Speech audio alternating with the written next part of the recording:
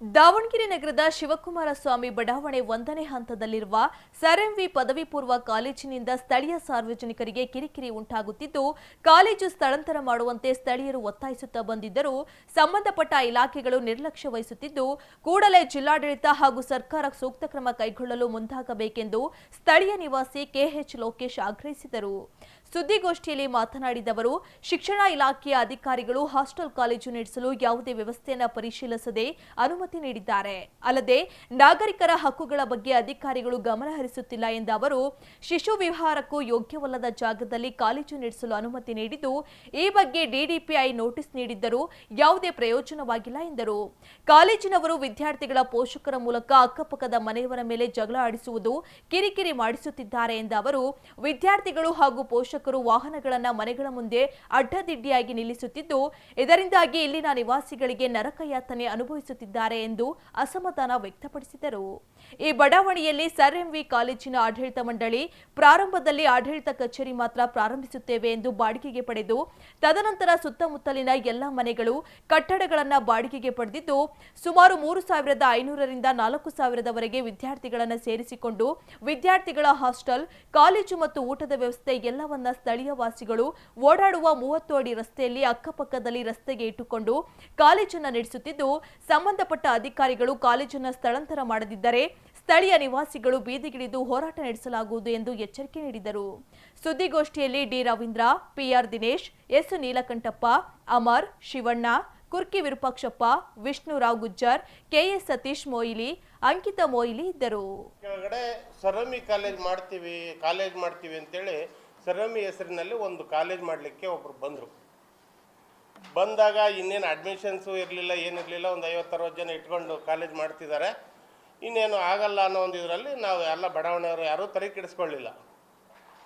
ಬರ್ತಾ ಅಡ್ಮಿಷನ್ಸ್ ಮಾಡ್ತಾ ಅಲ್ಲಿ ಏನು ಕಾಲೇಜಿಗೆ ಬೇಕಾದಂಥ ಸೌಲಭ್ಯಗಳು ಯಾವುೂ ಇಲ್ಲ. ಅದು ಯಾವ ಕಮರ್ಷಿಯಲ್ ಬಿಲ್ಡಿಂಗ್ ತೊಗೊಂಡು ಆ ಬಿಲ್ಡಿಂಗ್ಗಳಲ್ಲಿ ಕಾಲೇಜ್ ಮಾಡ್ತೀನಿ ಅಂತಂದು ಮಾಡಿದರು. ಅಲ್ಲಿ ಮಾಡ್ತಾ ಸುಮಾರು 4,000ರಿಂದ 5,000 ಜನ ವಿದ್ಯಾರ್ಥಿಗಳನ್ನ ಅಡ್ಮಿಷನ್ ಮಾಡ್ಕೊಂಡ್ಯಾರೆ. ಯಾವ ಮಕ್ಕಳಿಗೂ ಯಾವುದೇ ರೀತಿ ಸೌಲಭ್ಯಗಳಿಲ್ಲ. ಜೊತೆಗೆ ಇದೇ ಬಡಾವಣೆಯಲ್ಲಿ ಹಾಸ್ಟೆಲ್ಗಳು ನಡೆಸ್ತಾ ಇದ್ದಾರೆ. ಹಾಸ್ಟೆಲ್ಗಳು ಹೆಣ್ಮಕ್ಳ ಹಾಸ್ಟೆಲ್ಗಳು ಹೆಂಗೆ ಅಂದರೆ, ಒಂದು ಕಮರ್ಷಿಯಲ್ ಬಿಲ್ಡಿಂಗ್ ತೊಗೊಳ್ಳೋದು, ಕಾರ್ಡ್ಬೋರ್ಡ್ ಪಾರ್ಟಿಷನ್ ಮಾಡ್ಕೊಂಡು ಆ ಮಕ್ಕಳಿಗೆ ಅದೇ ಇದರಲ್ಲಿ ಇದನ್ನು ಮಾಡ್ಕೊಳ್ಳೋದು, ವಸತಿ ವ್ಯವಸ್ಥೆ ಮಾಡ್ಕೊಡೋದು. ಆ ಮಕ್ಕಳು ಸಿಕ್ಕಾಬಟ್ಟೆ ಇಡೀ ಕ್ರೌಡು. ಆಮೇಲೆ ಅಡ್ಮಿಷನ್ಸ್ ಮಾಡಿಸ್ಲಿಕ್ಕೆ ಪೇರೆಂಟ್ಸ್ ಬರ್ತಾಯಿದ್ದಾರೆ. ಪೇರೆಂಟ್ಸ್ ಬಂದವ್ರ ವೆಹಿಕಲ್ಗಳು ಸಿಕ್ಕಾಬಟ್ಟೆ ಬರ್ತಿದ್ದಾವೆ.